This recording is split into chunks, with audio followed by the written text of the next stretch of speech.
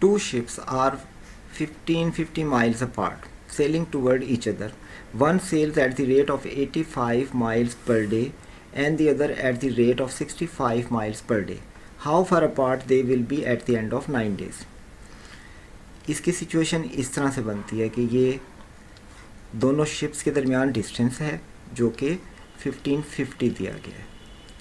एक शिप इस तरफ आ रहा है, इसकी स्पीड है 85 माइल्स पर डे। 9 डेज़ में ये यहाँ तक पहुँच जाएगा फॉर एग्ज़ाम्पल। इसी तरह से दूसरा शिप इस तरफ से आ रहा है, इसकी स्पीड है 65। 9 डेज़ में ये यहाँ तक पहुँच जाता है फॉर एग्ज़ाम्पल। तो हमने इनके दरमियान जो रिमेनिंग डिस्टेंस है वो बताना है। तो 9 डेज़ में ये कितना डिस्टेंस ट्रैवल करता है, तो हम इसको 9 से मल्टीप्लाई करके डिस्टेंस निकालते हैं, क्योंकि distance is equal to speed multiplied by time.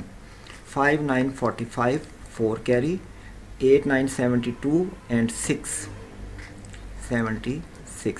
ये शिप 765 माइल्स का डिस्टेंस ट्रैवल कर लेगा 9 डेज़ में और ये इस जगह पहुंच गया।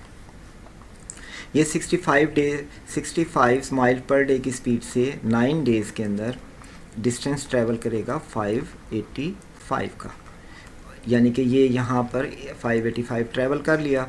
अब ये डिस्टेंस दरमियान वाला कितना है, तो हम इन दोनों को इसमें से माइनस करेंगे, यानी कि 765 प्लस 585 को ऐड कर लें, क्योंकि दोनों ने ही इसमें से माइनस होना है। ये भी डिस्टेंस माइनस होगा और ये भी, तो हम एक ही दफ़ा इनको ऐड करके इसमें से माइनस कर देंगे।